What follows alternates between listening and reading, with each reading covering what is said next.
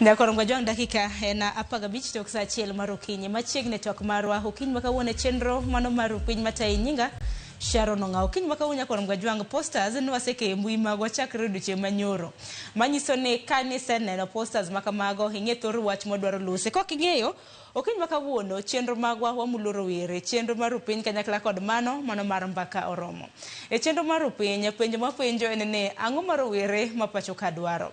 Nyakoro ngwajwang cheri chien chien tarik 17 gi chien tarik 25 mano mar dwe mar auchiel mar higani.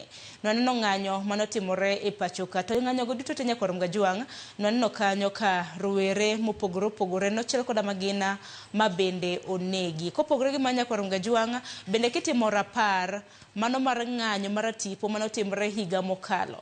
Bende nwaneno kwana mago mag rowere mabende nolalo ngimagi e ng'anyo makamagi. To kuom magi duto wang'e ni ng'anyo makamagi ka oganda dhiye moriwo nyaka rowere mabende tiso kaka Gen Z. Wang'e ni gin ratiro mopogore opogore mabende gidwaro nyaka chop sande kaluwore koda ng'anyo makamago bende ber osenene te nang'o mabende rowere dwaro ahinya ahinya kaluwore koda thoe mopogore opogore mabende waseneno e kind thuolo mabende okadhone. Kuom ranyisi nyakoro ngwajwang ng'eni maluwo odiochieng' makawuono en rawera mong'ere kaka Albert mabende odiochieng' makawuono ibro bed ka iiko e gwenge mag Kakothi County ma Homa Bay. Kariuki bende chieng' wuok tich mar juma nitiere rawera manochiel koda magina chien tarik 17 mar dwe mar auchiel mabende noyang bende ni otho e kar od thieth mano ma Kenyatta mabende iko bare ibro bed kitimo chieng' tich abich mar juma mabiro. Omiyo kiny makawuono en mana mbaka wagoye e studio to bende wagoye kama intiere somnwa paro yornwa ote lai mago te machoka redi ka auchiel nono mbui mago oganda bende biro achiel kachiel abro bedo kasomo otego kwadhi nyime gi twak marwa. Okiny makawuono an gi rawera tantiere gi janyuol to bende antiere gi bishop wawinja neno bende duonde kanisa e weche gi duto te. Achaka ne gi rawera mong'ere kaka Felix Nyaduwa ma bende en rawera to bende weche mag siasa bende chiegni godo. Felix arokin machiegni okinyi makawuono chopo e loro were. Agwero kamano ndodo kunyasaye ro kamano kuom thuolo mwa kawuono. Gi nyinga kaka osawachi joma kia gi nying mar Felix Nyaduwa iluonga ni kaka ana youth leader e dala mar Dagoretti South. To kawuono Nyasaye nopango ni wachako wuoye giwa vijana kokale Ramogi TV. Ero kama na kendo machiegni. Nyakoro ngwajwang bende nitiere gi Jackline Okir. Jackline bende rwako gute mopogore opogore. Jackline bende to nawacho na nyaka kanisa en janyuola to bende Jackie bende en jaocho. Jackie rokin machiegni chiemo makare? Chiemo makare Sharon. Agone Jehova Nyasaye erokamano gokinyi majaber mosechako yawnwa. Kendo amuso jokanyanam duto kamoro amora magintie maguchiewe ni uchiew nadi.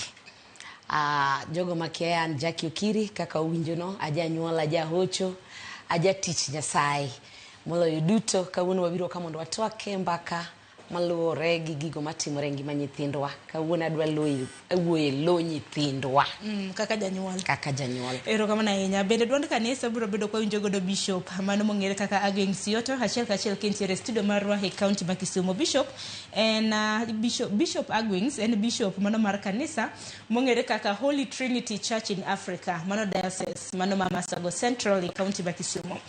Jatich Nyasaye mirarwaki machiegni. Erokamano ahinya Sharon kuom rwaka kendo monda duog kendo Ramogi kawuono. Ago erokamano mondo wabed kod rawera Felix kaachiel kod nyadendi Jackie. Erokamano ahinya kendo machiegni. Erokamano ahinya ng'eni ibro bedo kiloso kotende kod duond kanisa. Achaka ndagi Felix rowere ma pacho ka dwaro ang'o? Ang'eni penjo no en penjo ma iye lach. Bato dwaro. Weche ng'eny chakre higa mokalo jopiny wan kaka vijana waol gi telo mar agoko. Koro chike mag Kenya bende wadwaro ni serikal olu. Koro magi gik mabedo kalit nikech chido ka wa vijana gionge tich. Wa vijana gisomo to poko migi thuolo mar yudo tich. Yudo ng'ato sa nyaka notiek skul osetieko 10 years oko to poko yudo platform inyalo miye mondo gima nosomo otinego jopiny. Kwa chako gi job mayudore e Kenya gino ok en ndalo Ruto kende. Ma sida mobedo ndalo kata kapok onyuolwa wayudo ka ji vijana moyudo gi tich tek.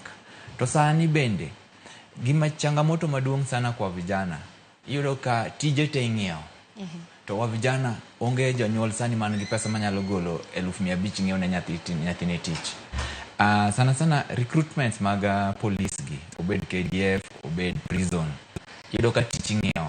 To onge tich masani nyalo ng'iewo e sekta mar military gi police matine 1,500. To onge janyuol manyalo golo keto nyathi nikech oneno ni pesani moloyo otimgo biashara moro onyalo puonjogo nyathi machielo. Koro mano changamoto machielo. Alafu tije masani serikal ketonwa mtandao, online jobs, you apply through online, ni submit documents magi e mtandao mondo ibed shortlisted. Yudo ka tije gite kiketo e mtandao, yudo ka oketi to tije gi jogo sakao. Koro onge tich mara mabedo recruited online. Nitiere ka government manipulate Kenyans. Ka olando tich moro, to tije gi nosakao wa vijana. Koro wa vijana time gibedo ga wasted. Iguondo gini apply uru tijni, tich nitiere mtandao, dhiru website machalo kama, submit oboke magu mondo ubed shortlisted. O vijana kotimo magi, ten mana waste of time, ok yud tich. Machielo bende gimoro ni white collar job ni pod en nyaka ing'e ng'ato. Ma bende sando ji. Samoro nyuli family ma onge ng'ama inyalo ng'e. Koro in tich onge.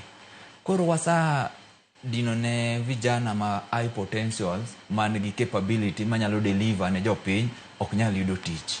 Kata kiduogi dara mar siasa ka, kata lugo waka. Kijana mora moromo telo ne kata oganda ne manyalo man gi ability mar leadership. Ok nyal miye chance. Irango niya ng'ama ting'o bade. Nyaka bi ting' badi. Maka ok ting' badi kata siasa ka bende ok nyal donje. Koro magi changamoto ma wa vijana kale emomiyo ka wach moro wuok matin ni vijana idwa restrict kata ng'ato golo fununu moro ni wa vijana wadhuru demand right marwa e pap kuchocha ido ka vijana te wuok to giwuok oko kar romo margi to kinde ma bende giwuok nyaka rom gajwang bende waneno ka masira bende juko gi kanyo jonyuol bende koro yudore kama tek Jackline tire ka ilo jonyuol kinde mosekadho waseneno kaka jonyuol ywak malit e weche manyien janyuol nan mana ot kiani nyathine marawera no chopo kata mana ng'anyo eni chopo ne mana ni nyathini cha no chwad koda magina en tiere hospital no do hinyruok en tiere mochari ni no tho wano kaka jonyuol ywak malit oko kae diwach nang Sharon kada welo jonyuol ywak adieri en ni wa ywak kendo en lit ni bang higni ma no aseyudo go gimiluongo ni independence ni kata sani pod nyithindwa inyalo negi kale e yo moko winjore. Awinjo ka muma moro wuoye kitabu mar ywagruok lamentation adek matindo 51 wacho ni gik maneno miyo chunya kuyo ne gik matimore ni mon duto mar dalawa maduong'ni. Adieri makende ni gik mwaneno miyo chunywa kuyo kaka jonyuol. Taparo ni Yesu bende nonyiso min mare ka ywage ni kiki ywaga to ywaguru nyithiu. Mano gima dwaro ni mondo winji. Adieri makawuono ni waywago nyithiwa. Waywago nyithiwa misando, nyithiwa minego, nyithiwa mitamo e ratiro margi.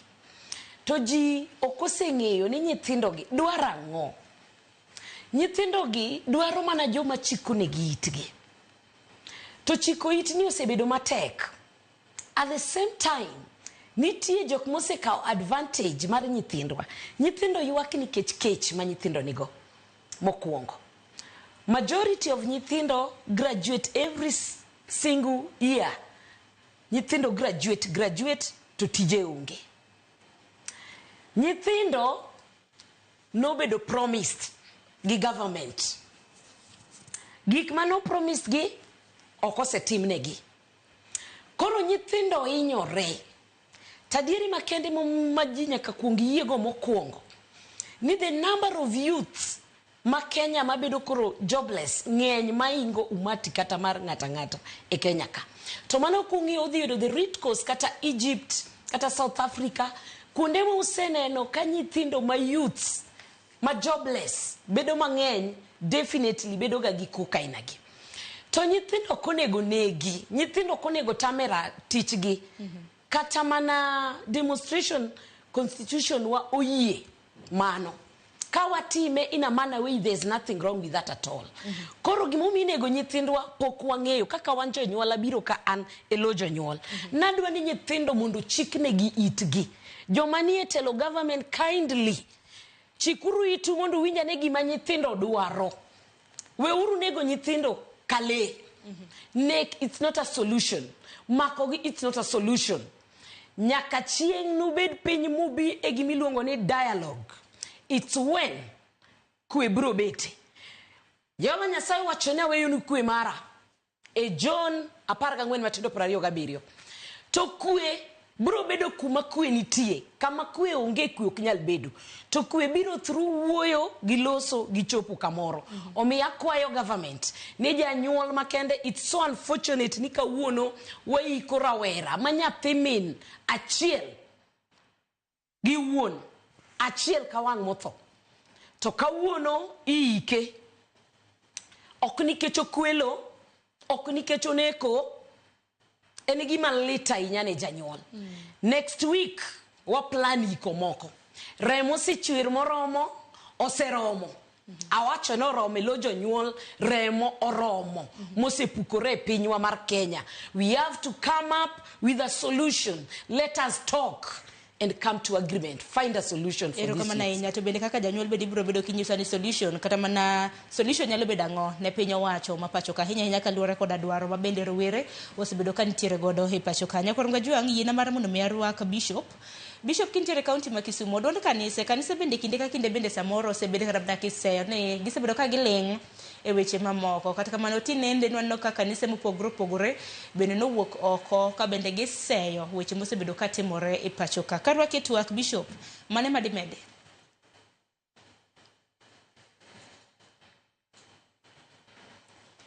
Bishop kintiere county ma Kisumu keni biwinja diera koso nge krok mar duol. Yes. Ero kama na Yes. Kora ruaki. Okay. Sharon na winji. Inyalo mana dhi mbele. Madwaro wachi mokwongo watimo mos ahinya ni wawuoyo kawuono ka wan gi kuyo maduong' ahinya nikech waiko achiel kuom rawera kaka winjo ka nyadende Jackie owacho. Ma en Alfred Ojwang. Ok Ojwang kende to wan kod joma ng'eny kawuono ni magin rowere mano onegi nikech ne gitemo dwaro adiera margi e Kenya kani.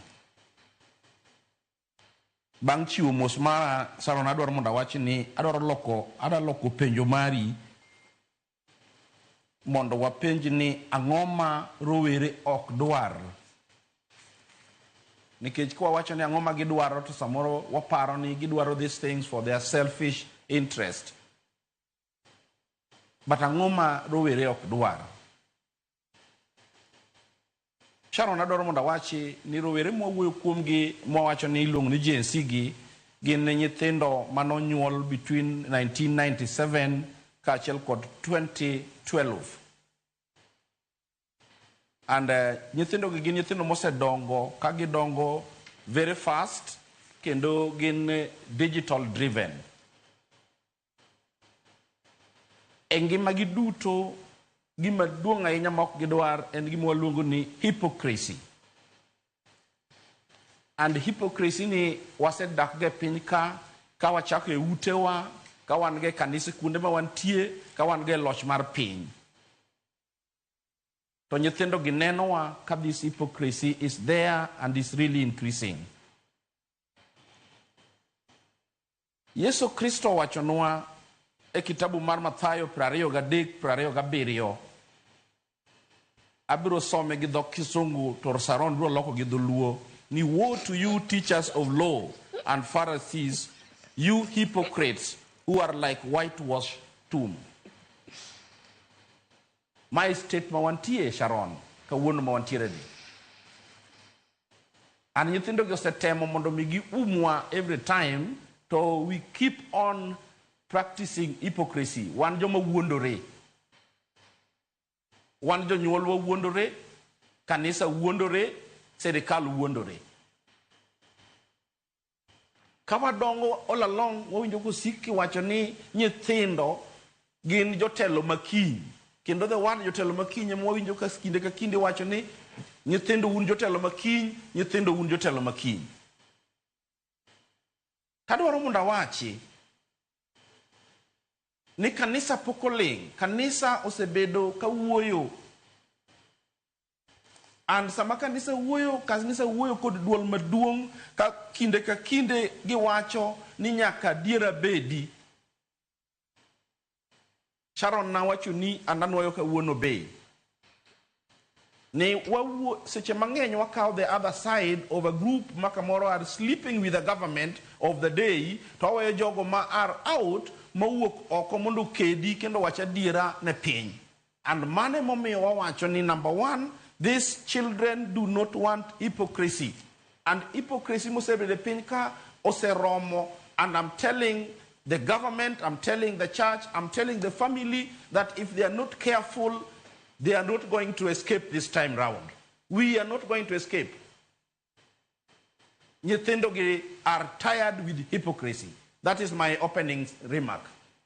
Erokamana inya jadolo, erokamana inya. To kata kamano Felix koloso bende hano ka ote mopogore bende osedonjo. Mamoko masiro rowere, mamoko bende siro rowere. Chutho to kaluwore koda ng'anyo ma bende osebedo katimore pacho ka. Ng'anyo kanochako nyaka Ramogi Juang e higa mar 2024. Inyalo paro ng'anyo mano mar sundo piny owacho kaluwore koda finance bill, mano paro mar chik mar higa mar 2024. Nen ng'anyo manochakre makare. Nyaka sani king'iyo kaka ng'anyo osebedo kadhi kalokore diwach nango bende ng'anyo mana Gen Zero were na nitiere godo intention mana nitiere choncha koso. Adieri mar wach, an kaka kijana to an gi youth blood, emomiyo ng'anyo gite poka koso. Yudo moko iwacho ni mok marwa kaka joluo kikwadhi juoto luo tido karemo cha pod ywaya dhiye. To gima duong' madwani akon jopiny ma gikia ng'ama ng'ato madhi ng'anyo ground kacha nitie gik mang'eny mwa witness. Wayudo ka ng'anyo maler mar genuine mar wa vijana ni politicians odonje. Politicians gin joma get opportunity. Koro kanyo magineno opportunity margi mar uso sera margi. To kata ki gidhiye ibo neno ka nitiere pogruok maduong'. Kine ground kanyo a politicians yudo ka tek mondo mix gi Gen Z nikech intention marwa bedo ga mopogore. Yudo ka kata ji ok pay attention like last time nwaneno Eugene Wamalwa ng'ato kaka Kalonzo nobiro to ji nokomiya attention sana. Kata Babu Owino nobiro to Babu Owino chalo kaka Gen Z. Ineno momiya no ji omiye ineno ka different nitiere. Babu Owino nobiro ground to vijana norwake, which means en gi blada mar youth cha en genuine. Kwa chakwa rango intere ng'anyo mar ariyo mar Albert Ojwang. Mandamano mar ariyo no kata kurango intere pichana moro trend kanyo ka warakore gi goons. Yudo ka onge kamano wanyalo riwre gi goons gi nikech joka ochulgi gi pesa gibi giketh gima wa vijana opango. Tido ka ok wanyal dhi kanyakla chalo mana pigi mafuta. Wa vijana walk genuinely. Gik momiyo giwuok oko en clear. Ng'ato nyalo understand. Kata kiwinjo ka message en clear. Gindiko boke, gindike lepgi. Kinde gima gigogo koko. Gima dwana kon jopiny mokwongo ni wang'e wa vijana masani. Gipore wa vijana machon. Wa vijana masani kirango system mar education margi. Buge magisomo. Buge gi condemn telo mar agoko. Gi condemn dictatorship. Gikondem kaka jatich ruoth owacho. Wadwaro telo man gadieri, telo man gi accountability, man gi transparency. Wadwaro human right mondo otigo kaka to bende no kaka nitiere rowere ma samoro itiyo godo mano mar dhi rocho ng'anyo mosebedo katimore kaka iwacho ni samoro nitiere bore Nairobi. Aparo ni guns nowuok chien tarik 17 mano kinde mana rowere wuok oko kadoro ratiro ne Albert Ojwang. Yes, negin wa vijana mochul to bang'e yudo ka gimoro mora mopange yor tulo ok dhi ga kare. Emomiyo bende bang'e nodhi fununu nodhi wuok mane giulo ng'ama nochulogi. To gima nitiere niya wa vijana gi magi somo ma imiyo gi sani mane gisomo sani chakre Ikmatiangi yudo ka system ni condemn bad leadership. okondem abduction ginigi. To magi gik ma serikal ok dwa winjo. Mondo giwinj wa vijana masani tek. Nikech system ma nyithindo gi odhiye opogore gi system mane gidhiye. Koro giparo niya ginyalo rito Kenya gagoko kaka Moi notiyo cha. To mane matamore momino ka tungni wuok mang'eny. Rang kaka skunde iwang'o. Ibunjo niya kata ka god buro moko mach kucho cha. To Mbita omoke, to Sori omoke, to Kisumu boys omoke, to Nairobi ka boliel. En gima luore within 1 week. Ichaki gi skul achiel, to luore. E mana kaka bende neno ka sani ng'anyo ni ochako. Ng'anyo ni ok nyal rumo sani. Gimane maber mane serikal otimo, jatend piny owacho ningo tim. Nowuok oko. To make kata promises manomiyo jo Kenya kaka nochako cha. Kano manyo siasa, nowuok oko kendo notiyo gi campaign mar stopping abduction marwa vijana. Tiyo gi police e nego jopiny. To mae wayudo ka nokorumo. Kare machane mana lugha mar donje serikal. Sani odonjo. To sani mako ka en ema o break the history yor mako wa vijana. To onge yo minyalo sort issues mar wa vijana gi kidnap gi host gi. Kasto wang'eyo ga ni mandamano kata ne chik. To onge kamo yiene ni mar mako wa vijana. Nikech ka yudo ni wa vijana moro ma condemn serikal en nyaka make isoyo dang'ech. Yudo ka vijana madwa wuoyo, madwa condemn gima serikal timo marach eni make. To make gik marach nwa. Nikech ong'e ni weche mag abductions bende nitiere vijende manyaka sani nyakoro mgajwang bende ndachi gi jonyuol kia kata mnane ni kanye. To Jackie, jonyuol bende ananno kata mna kiseye mbui mopogore ni e kinde ma bende jonyuol manyo ratiro ne nyithindgi mosetho. Nikech ong'e ni ratiro weche mag doho to gin gigo kuma yware nyaka sani donge kata mna kes. Bura mar bebi pendo jonyuol mage pod manyo mana ratiro ne nyathigi ma bende nonegi seyo ne obila. Nyaka sani bende iseyo ni banga nyathi kata rawera kosetho kata mne mandamano kuom ranyisi janyuol neno kidhi din wang'e kanyo gi omenda ni kaw ma mar mondo mi okonyi wagero ni ot ikaw godo ma. Is it a way of silencing? Jomoko neno ni chal ka gima koro jonyuol yumo dhoggi. Kata mna ka piny owacho neno kata mna Ministry of Health migomo chunyo weche mag thieth bende nosango ni gibiro bido ka gichulo hospital bills ne jogo ma nendo hinyruok gi mago ma bende nolalo ngimagi mago mag ng'anyo. Is it a way of silencing kaka janyuol? Yes, jonyuol itimone gimano. Tanyalo wacho ni nitie dholuo moro mawacho ni ya Sharon. Kia kelo chandruok. Mano ng'ama itimone mano. Adwe nyisi ni kata in janyuol miwito nyathini. Kata ng'ato mi pesa marom nadi. Kata ogerni ot maber machalo nadi. Ok nyal romo gi ngima dhano. Ngima dhano mondo inyuol nyathi michaki pidhi mochopi morom kuma noromeno. For example, mane ni gachiel kaka wuono juang gi mino juang makoro sekao. Jaodo juang odong kacha nono, nyathi ojuang odong maonge wuoro. Ere kaka pesa no dhi konyo mano. En gima timore anene. Kata anasenene kaka janyuol. To mana kaka nyisi ni kia kendo chalruok. Nikech mano chalo gima waumo richo. To wa encourage gimora inano. It's like adwaro ni kiny nyathi machielo chakotho kata kinyo chako nigi ng'ama chielo. Let us mumanyisa niya ni let your no be no and let your yes be yes. Don't be lukewarm. Ka gimoro rachni to we obed no rach. To kober to we obed no ber. Omero wawe uru umo richo. Wangi kaka wanyalo golo gino gi kukune mondo otieke completely. Kech kata wach Nyasaye wacho ni kanitie ng'ato ma yudo kata wadu kata nyameru ma janeke dieru to ber mondo lweti ma mondo kuongo goye kata onege oyieni mano manyiso ni gimora mora mo odhi gi tho muma otamre. Ng'at moneko ok wadhi umo. Penjene, gedne jonyuol migi pesa to gimanyo ratiro koso kik gednegi. Kik gednegi e gima wacho nikech ing'eni sami gedonegi no, which means nigi yie umo richo. It's like sani anegi Sharon, kasto ng'ato biro umo wang'a. Ok abi chamo pes remo, mano gi dholuo waluongo ni pes remo. To ok inyal chula nyathina, ok inyal romo gima wacho ni gimichula kata obed milion adi. Ok nyal romo gi nyathina. Omiyo an kaka Jackie elo janyuola nyisi ni an ok anyal support mano. Kosetho nyocha dak ga ngima no. Anyalo wene Nyasaye yes, but ok inyal chula. Jonyuol wacho ni nyithigi Othogo bende yudo ni ne gin breadwinners mage nyithindgi mana gintiere godo mana samoro nawacho ni ka githo kata mana ka gintiere biro bedo ka sirogi. Mano chal awacho ni uchalo gima welcome gino kata kiny konegi moko it is well ibro gernwa ot ibro chulwa. Koro uchalo joma sacrifice nyithi in another way.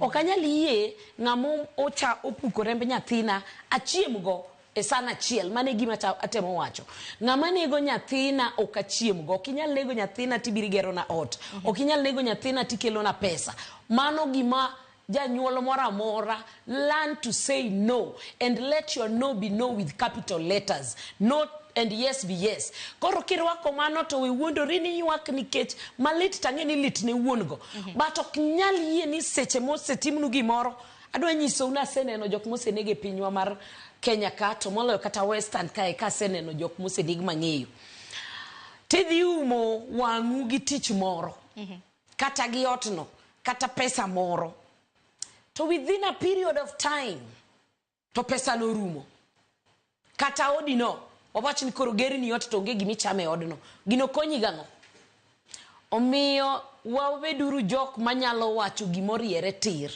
an janyuol adagi mano akwero mano to joma nego nyithindwa bende ma take advantage mar tiyo gi nyithindwa e yo makare mano bende adagi kaka janyuol ayie ni nyithindo onge tich to ng'inwa uru ne gi nyithindo gik ma ginyalo timo kata kapo ni tije mindiko gi offices onge representatives mane wayiero mano ochung nwa create opportunities ne nyithindo gi kata mana tije lwedo mondo nyithindo we bedo idol nyithindo yud gima timo mamiyo gi bedo busy gini miyo watich matek kata wan jonyuol wawegi mwadagi nyithindo nikech nyithindo depressed seche magin gi depression kata wan e udi gimiyo watich matek Sharon nyathi bita nikech nitero nyathi e skul no graduate then osebedo kodi kanyo higni 5 idwaga no dar higni 10 odwa no settle obed gi familine okonyal because without tich odhi rent ot nadi odhi pidho familia nadi depression tanego ni nyathi seche ma nyathi ni depressed ini iwuon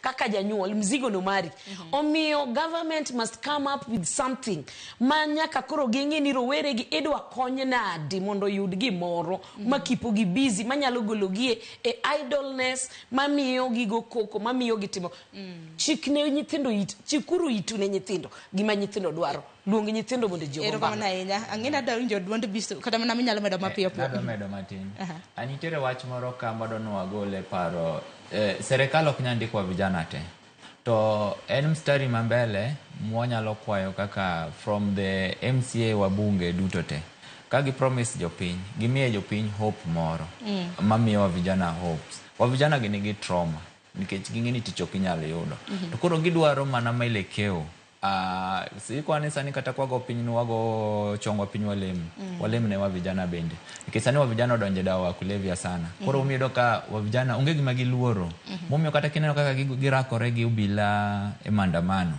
onge gima wa vijana don kata mana mbui bende Nyaduwa inyalo mana yieri koda bende sino kono kaka vijana bende wuok oko kinde ng'anyo bende giwacho ni wan wadhi watho to watho athoya ka wangema bende wangema kata kamano hakini bishop ni nene gi wang machal nade kaka bishop kaka janyuol weche mosebedo katimore pacho ka chutho to miwacho ni chudo ne jonyuol ma nyithindgi osetho kata mana nyithindgi ohinyore ng'anyo mopogore ma bende ok bi yudo kata mana ratiro dibed ni iumo dho jonyuol koso inene gi wang mane Sharon mokwongo mondo wayie ni African tradition ne nitiere ywak to kane ng'ato nigi liel to ne idhi ywage kaka ne ywage en ni nongo kasamoro ji wuok mondo odhi ywage to gidhi gi yore mopogore adwaro pogora gi Jackie matin on jogo matimo makonyo tadwaro yie gi Jackie bende ni adiera okonego bed ni akawo ng'at no mochiemo monego nyathina kapok aweyo ne richo ne tachiemo go e tawo kata kapok o confess monyisa adiera gimomiyo nego nyathina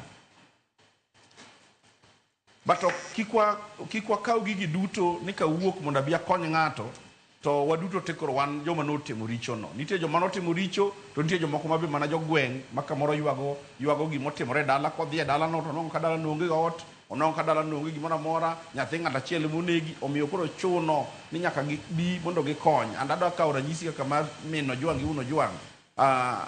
Nitiere jo mang'eny modonje that thing mondo konygi mondo omi oger odgi no. But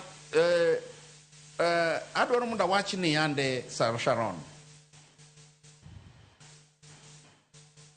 waweuru kawo rowere duto mondo wawach ni rowere duto riche ndara. Nikech waneno ka king'iyo maber gima nyotimore nyoro, tineno ka nitiere jo siasa mamoko donjo i rowere gi mondo mi oketh yuoro mar rowere. Kane rowere gi otimo ng'anyo gi mokwongo, Kimani Chungwa nobuok mowacho ni rowere gi ng'anyo pok oneno nyaka nene.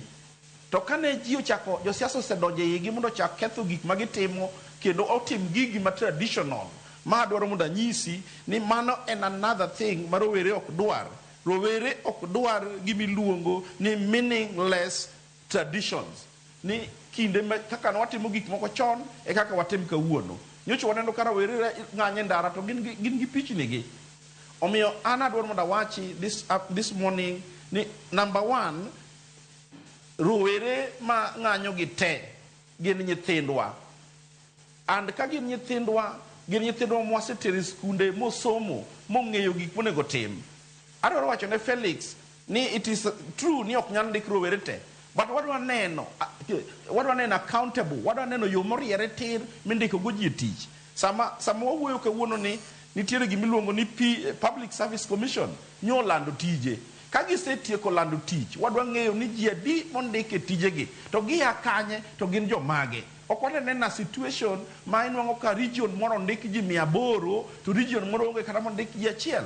Magi gik mabiro kelo gik ma iluongo ni revolt. Kendo ka ji osebiro mobedo piny mong'eyo ni nitie jomoko kubede loch. Kaka winjo sani Kenya ka jowa wacho, nya winjo ka jatelo moro maduong' mar Kenya ka wacho, actually I want to quote, ni wacho ni no winjo maber kabisa kochieme loch mane ok ogone ombolo.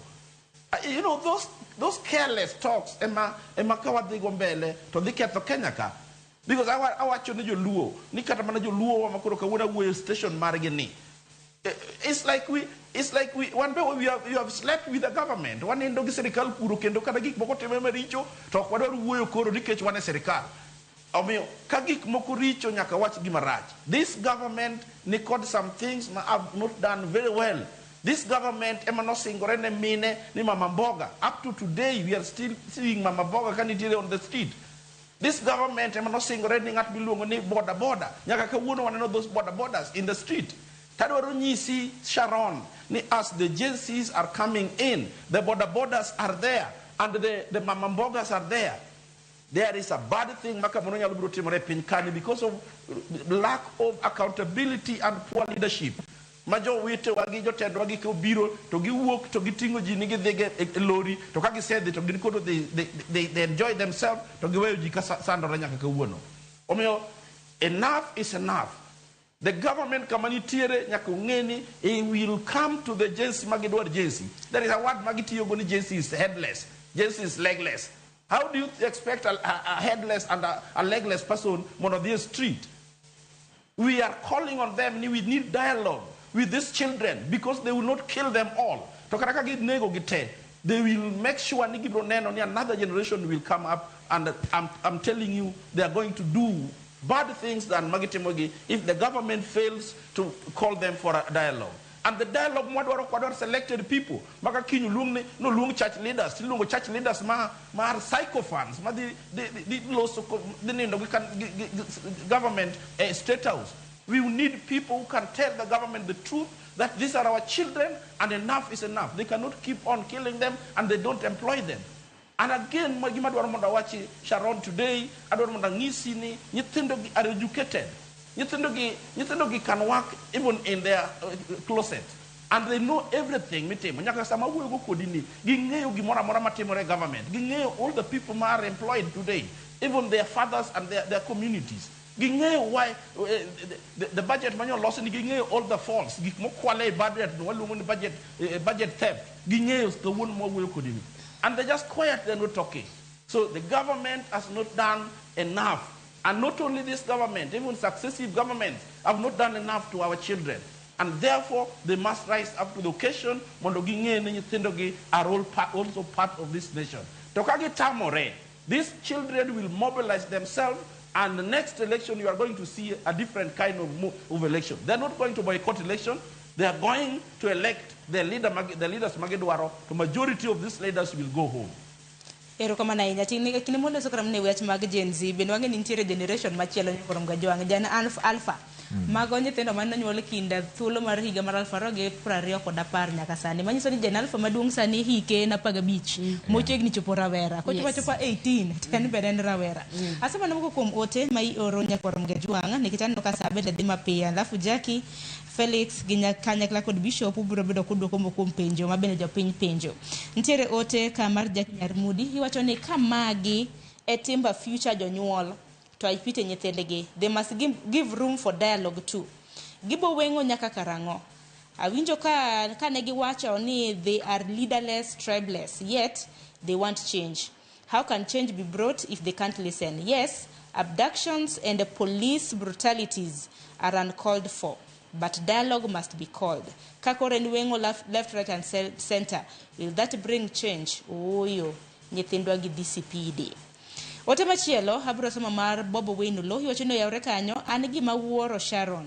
Ne wadhi maber sana. Lit to gima lit ne aka rowero timo nyoro cha, ne nigi marach. Police station ne oket kacha mar jiwa rita ne joma nie area no to dang gole kanyo dagi yud ni ngima tek. Odeka iwacho ni makaka ne ok ng'anyo but kwelo. Ng'anyo must be structured, peaceful and organized. They should be uniformed. Ramogi TV koro penjo na Gen Z ni gibiro ng'anyo nyaka karango. Iwacho ni enwa kintiere uriri. Odongo wuoda Asembo jagngoma. Hiwacho ni sedonjo chona. Asembo got bondo. Rawere dwaro sirikal mawinjo ywak jopiny ok sirikal mawiye tek. Kendo nego rowere. Sirikal chikowa gik moko mang'eny. Kochopo tok gitim promises bendo gideliver. Yet uchumi ni malo pile. Wacho ni waol gi uwi. Asom ote mugi kaneno ka obilashe motho bendo ndikonwa ote machielo. Wacho ni greeting Sharon. Alwo Twak kenda mor. Youths nyaka ng'i ni Kenya margi and they are the future generations. Kagi wango pinygi to ere kama gibiro daki in future. Nyithindo otere mos. Ere kaka wango ute kod mwandu sirikal create job opportunities. Kagi wango police station. Who are they punishing? Kok jopiny makanyo. Stations are there to help the public and not the police. Sani koro jomawego di make report Kindu Bay. Wacho ni 40 kilometers away. En ng'ama koro ohinyore. Imedo kanyo ni Sharon nyocha gi wango kamoro yogurt malo. The following day thugs raided the whole town. Everyone was crying for police assistance, but the next station was 25 kilometers away. Nyocha gi gomo kendo Air Peace County Commissioner kagidwaro ni ogerne gi station. Mogik iwacho kanyo obilashe motho ni youths nyaka ng'e ni clearance certificate onge yudo if you engage in criminal activities. It will affect sobagi the whole of their career. Yudhe yudo pesa mathoth e mbui. Sirikal ne ogolo negi tax mago mag content creation.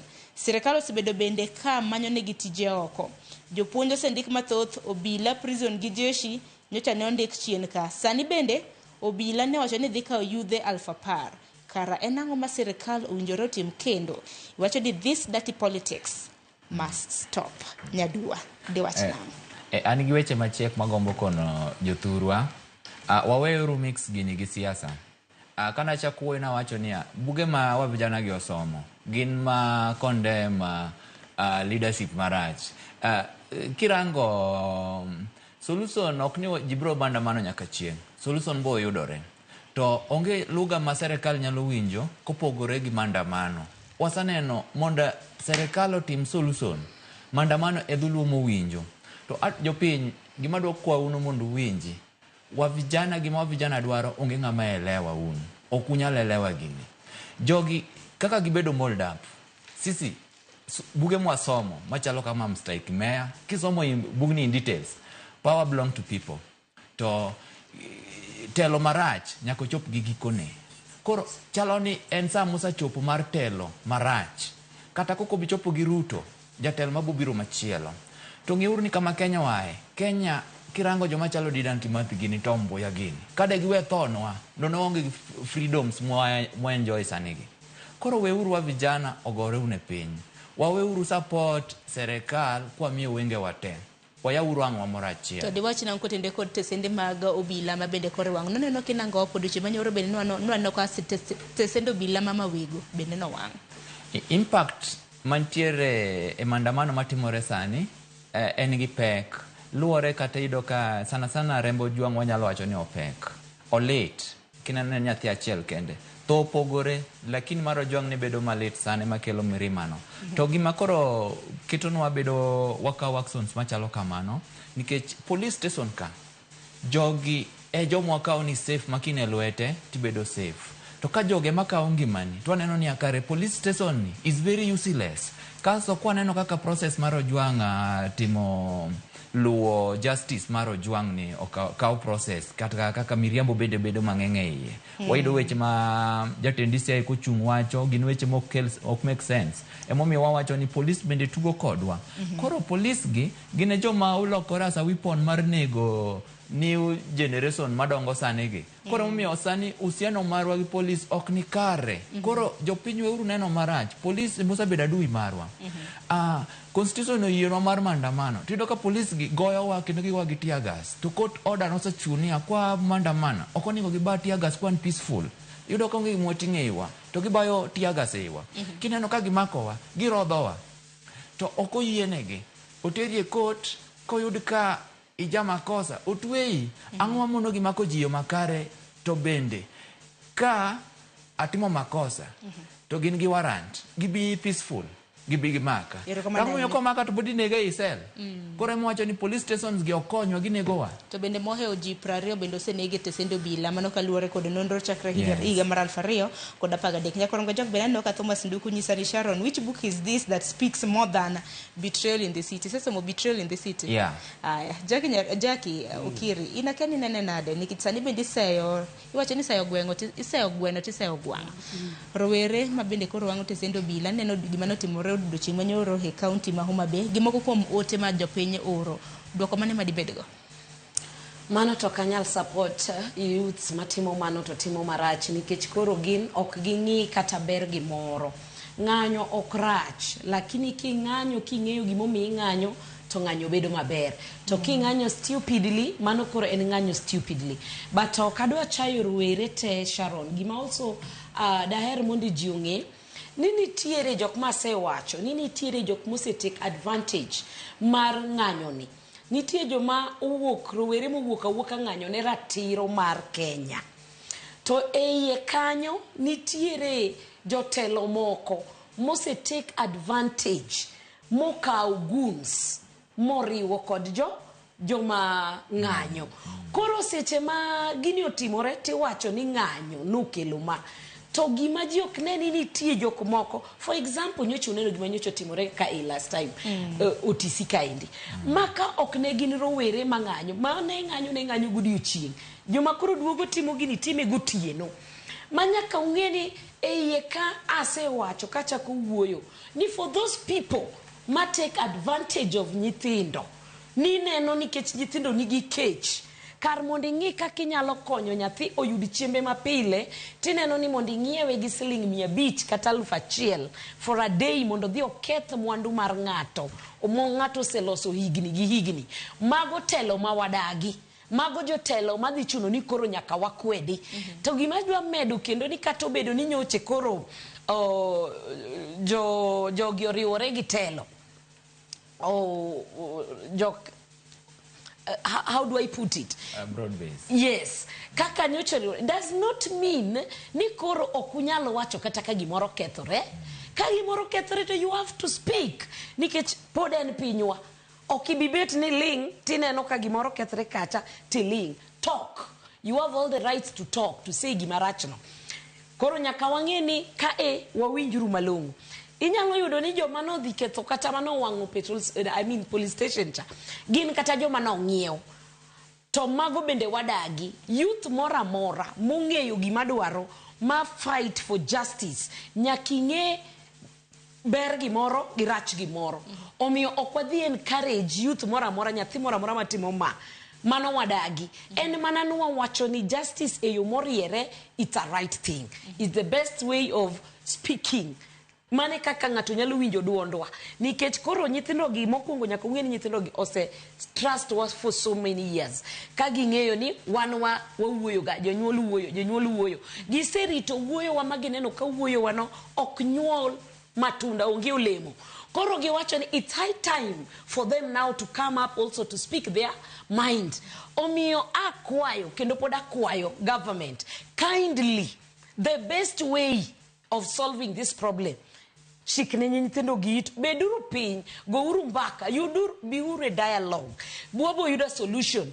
To nego, to wadagi, kata an kaka janyuol, kimako nyathina, ayie ni nitie sheria. Follow the right procedure. Wenego nyathina, mana dagi. Yero kama na ina. Bishop Kintere County Makisumo, Paromade Soma, giwachini mugi Kintere County Makisumo. Thank you. Ero kama na ina. I don't know whether ni ma wachna mugi Sharon or en wachini mugi Bishop. Nango. But I don't know wachi mukuongo ni wango police station oken gima ber. Wango police station oken gima ber. But I don't know an penji monde ngi Sharon. Beji nene otmona mora manyo wang in that area apart from that police station. Manoti ni ipogo ng'anyo manyo maru were nyo ng'anyo go nyoro gi kako sebedo ke ng'anyo kata Kisumo ka ne wango everything and jo Kisumo ne mor kendo ne gipako kabisa. So adwaro moda wachi ni gima timore ni nyithindo gi ose lose trust kod the society. Gise lose trust kod the system mar government mar state. Gise lose trust kod even their parents, their parents ourselves. And therefore they can do anything. And mane momio, what Jackie has said when I say watch mukuongo, any dialogue. These children want to be listened to.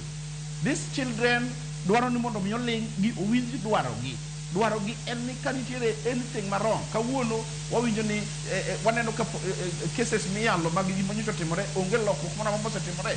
And magi gik magi ng'iyo to gineno ka these people are walking court free and they're not having any problem with joma notimo gik maricho. Pod waneno ka polisi wuotho mokitere court iwacho ni keo mibel an ng'amo go ng'ato bude ni ng'ato yanye ka ng'ato yanyi tigo bunde. Those are impunity and poor leadership ma ok onego bed ni bede piny ma ji ponitie. And mane momiyo anawacho ni nyaka sama pod awuoye ni nyithindo gi mokwongo ok dwar empty traditions. Nyithindo gi ok dwar gimiluongo ni harsh judgment. Nyithindo gi ok dwar gimiluongo ni injustice silence. Ma gik moko timo maricho to kuoe. Sharon ing'eyo ni kada wadongo to wan ni miwa pesa mondo wadhi wami chief mondo ndiknwa barua mililuongo ni dhokalam. We did not know ni mano is corruption. Nyithindo gi kawuono ng'eyo very well ni chief nitiere mondo ndik barupe go. Kokwaye pesa bro timango, they will turn over that chief. Omiyo anawacho ni Kenya nyaka dhie the right direction. Ka Kenya ko dhie the right direction awinjo ka ji wacho kia ni we are burning. We have seen some countries have gone to the dogs because of poor leadership. And that poor leadership ema waneno no wanene nyicho wanene mana Kibaki moteme matin wanene kanyo ji oduogo jachien Uhuru nyo manane kode Ruto besani koro ne kode. I'm telling this government if they are not careful, this country will not be the same. But let them listen to our children. These children are forming over 80% of our population. They must listen to these children. And if they fail to listen to these children, let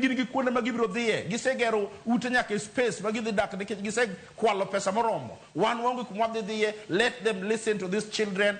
Let them give these children job. Let them also trust these children. Mano is my parting thought. Sharon. Erokamano ahinya Bishop, erokamano ahinya kendo agoni erokamano ahinya kuom yudo thuolo mar twak kodwa. Achiel kachiel kintiere kaunti ma Kisumu nyakwarom Gajwang', mano Bishop Argwings Yoto, Bishop mano mar Holy Trinity Church in Africa, mano diocese mano ma Masogo Central. Felix, in chiwni thuolo mar wacho wachni mogik, to bende parni chieng' wuok tich wantiere gi saba. Dibedni kendo wadwaro dhi e ng'anyo machielo kendo nyithiwa kendo chako dhi otho yawa. Ng'anyo to pon tiere, to gima nagombo kono jopiny ma ji weyo yo.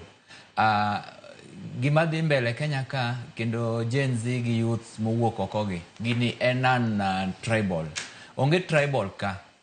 Ma jo siasa matemo luongo vijana mag luo ni kik dhi. Ibedo ka nyithind luo pod thoe nikech nang'o. Adieri Gen Z and tribalist. En adier mok danga wuon. Gine na blood. As long ni blood no, ipo mana kisa wuok oko. Konego nyathi moro neno mana ni onego wadu. Remo mantiere ka en bond achiel. Koro waweuru mistake gini. Onge gimoro ni en tribal thing. Machiel man aja kwayo oganda mar luo. Yes, wasabedo kwa follow baba. Yes, wa follow uru baba this time. Tuaya wangwa konchiel. Nikech what about ka baba onge kiny? Nyikwa ibende ne dhi mbele obede abducted. Podi dhi negi nyithindo kendo. Wasapuru serikal kwa ya wangwa machielo. Waweuru gima wa vijana timoni. Justice bro yudore kendo Kenya bobede correct order. Paruru last year kane wamiyo Ruto break. Mwana dhi o change cabinet mare. No I expect no vijana idhi mitich kanyo mondo gine ka ginyalo perform, ginyalo deliver ne jopiny. Noko migi. Kata kirango parliament, wan gi best youth ma perform in parliament kanyo machalo Babu Owino gini. Ang'o mono gisogi cabinet secretary mondo ndege ginyalo perform kanyo. Mano ne onge. Koro serikal ni language monyalo winjogo jopiny. En mana ka jopiny owuok oko. To kuwacho ni waling' oko ni wadhi mondo waluor kik watho uru. To piny dhi bang'. President mwa bodonje telo. Obro kawo piny oter kama ene modwaro. Koro jopiny akwayo unia. Ukia gima nyithindo gi go through a school. Ukia system ma nyithindo gi nigo e system. Katek, nyithindo gi kata kupogre gi street, wanyalo fight government through ICT.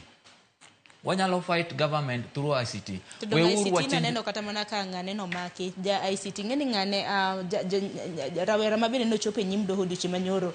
Mano mingiluongo kaka Ndiangui Kinyagia. Yes. En bende ng'eni nola lekin thuolo mar ndala 12. En bende koro no dichi manyoro no wuok oko kwacho ni no pondo. En bende lonyo weche mag ICT neno kan blogger kanya. Weche manondiko pod no dhi. Yes. Ma akene no dhi opondo koso do teke penjo pod ntiere mathoth.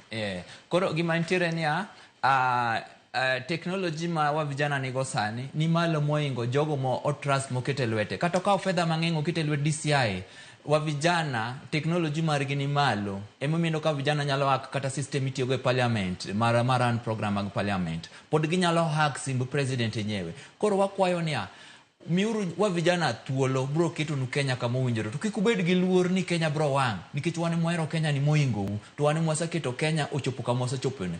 Kadok vijana sani bill manono kal 2024 cha ndono oinyo jo Kenya sana. Koro yeuru wa vijana miuru wa vijana thuolo kendo umigi protection kendo lemnegi wa vijana oter Kenya kama gidwaro. To koyo mari ne piny owacho debedango Felix eloro were mapacho kwa koyo mari ne piny owacho debedango. Kwayo mara ne piny owacho eni owinj gima wa vijana dwaro. Komanyo monyalo communicate go vijana kaka tije. Vijana dwaro tije, vijana ok dwar telo maragoko. Vijana dwaro obed accountability. Kaso oket usiano maber kinde gi police, nikech otiyo gi police mar go wa vijana. Koro oket usiano maber, osiep e kind police gi wa vijana obed kare kopogore. To dhi bedo nikech ok inyal keto ng'ama ofuwo rito ng'ama riek. Tek. Nikech police system agidhie opogore gi system ma nyithindo gi nigo wigi. Koro miyo kata street kucho tek mondo gi manage wa vijana. Koro mondo gino dhi maber pod wanyalo konyore. Wanyalo konyo serikal. Konyalo keto trust, oket dialogue moro ma onyalo keto usiano maber. Ogol weche mar gocho, ogol weche mag abduction gi, kendo ningo timi haraka. Nikech justice pod vijana demand. Anytime agidhie street, they will do more than whatever they have done. Koro kwayo marwa kwa vijana. Serikal owinj gima jo vijana dwaro kaso keto on the table. Kiko wuondige wuonda ni adhi timo to mondo chorgo ta sa. Nyalo bedo matek kata Ruto chopo 2027. Erokamano ahinya. Jackie, wachni mogik kelo jonyuol kwatieko debedango. Awacho ni lit makende koda kuyo ne janyuol ne thuno mosedhodho makawuono ywak en lit makende adier ne gigo mwaneno matimore pile e ngima nyithindewa kendo waywak adier. For example, kata ka waweyo juang kata wuoyi makoro karaoke nyochi neno ka nega ratiro nyathi ma harmless moringo nyak okwayo kony oringo pondo to ng'ato chile gi magina dhano chunye osebedo matek machalo kidi manego dhano wadgi today. It's like it's a normal thing. Jowadwa wang'euru gima Jehova Nyasaye dwaro. Atieko ka wacho e kitabu mar Jeremiah abiriyo matindo abich wacho niya, wasom nigi kizungu. Jehova wacho niya, for if you thoroughly amend your ways and your doings, if you thoroughly execute judgment between a man and his neighbor, kanuwe chwero remo maonge makosa kendo nulok yore uadir to nudagi e piny mamiyo unigi kwe to nikech dhano oseweyo weche Jehova Nyasaye makare timo magigi giwegi, kwe ma Jehova Nyasaye nowacho cha ok wabi yudo, nikech kwe biro gi hera, kwe biro gi luor, kwe biro gi winjruok. Mago setamo dhano sewe hera mar Kristo, dhano timo gigi giwegi. Awacho ni kwe mar Jehova Nyasaye malamo ne pinywa ne thuno modhodho to moloyo joduto jo Kristo wuoguru oko mondo ulam ne piny, nikech piny otimo remo mosechwere pinywa ni oromo jothurwa. Akwayo u kata jotelo munenowa remo romo kaka jonyuol wasechwer moromo waseyuak ka wachako kwano kwanyal. It's unfortunate ni on Monday wan gi saba to koro chalo ka gima it's becoming a trend ni sasaya manyithindo dhi ndara to wan jonyuol waikore ywak nikech wakia ni dhi bedo nade, dhi chalo nade. Mago mana matis muamulo ma ok wang'eyo ma jogi ywak. An kaka nyaseme an gi wedena ariyo ma nyithinde gi notho chieng'no, machielo watero weekend ni, machielo itero weekend machielo. Nyathino wuok Dandora no yude cho Machakos, machielo ne nitie Mama Lucy. Koro dhano ywak mang'eny ma ukia manie ling to mae ok wabi yie mondo dhi mbele. Akwayo gi muolo ni jatelo manie telo en janyuol mari di chal ni nadi kamar ng'ato chal ne ineno kaka ng'ato ywak to mari nikech pok oyudi emomiyo tim gimi nyalo dwaro ni mondo timni to in janyuol ma Nyasaye miyo, jatelo ma Nyasaye miyo pesa, please nyathi ng'ato ming'iewo no mioro mondo dhi tim gimoro no gi siling 500 we nikech be inyuol ok bi bedo ni maber.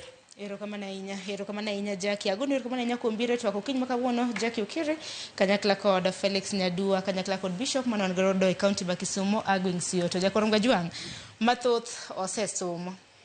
En wana geno marwa ni ratiro bro bedo ka yudo ahinya ne anyuola mabenya ka gisana. Anyalo paro chinteri 25 kane hingo higa achiel. Mano mar sundo pinyo wacho kaluwore kod ng'anyo mano mar paro mar chik mar omenda mar higa mokal nyaka sani jonyuol makamago pok oyudo ratichgi nyakudo chieng' makawuono. Ywak mana gi ywago nen mana mar yudo ratiro mabende pok gido nyaka sani. Kata kamano geno marwa ni gibro bedo ka gido ratichgi kendo thoe kaluwore kod ng'anyo bende ibro bed ka ichungo teku ma bende jopiny osebedo ka tiyo godo, obila bende osebedo ka tiyo godo mar mondo miduok chien. Kisa ma bende waseyo obila bende dong neno mamoko ma bende jopiny bende nohinyo. Koro nyakorom gajuang wabedo uru jok ma longo. Koko mano dakika na 13 tok sa 2 mar okinyi. Yuno mano mondo miwawegi kanyo mabiro en chenro mar ng'ejo thumbewa ma bende itayo kod Solomon Atito. Kiny makawuono jathum modayo dhoge en jathum mung'ere kaka Isaka Makaya. Mane mwawi godo.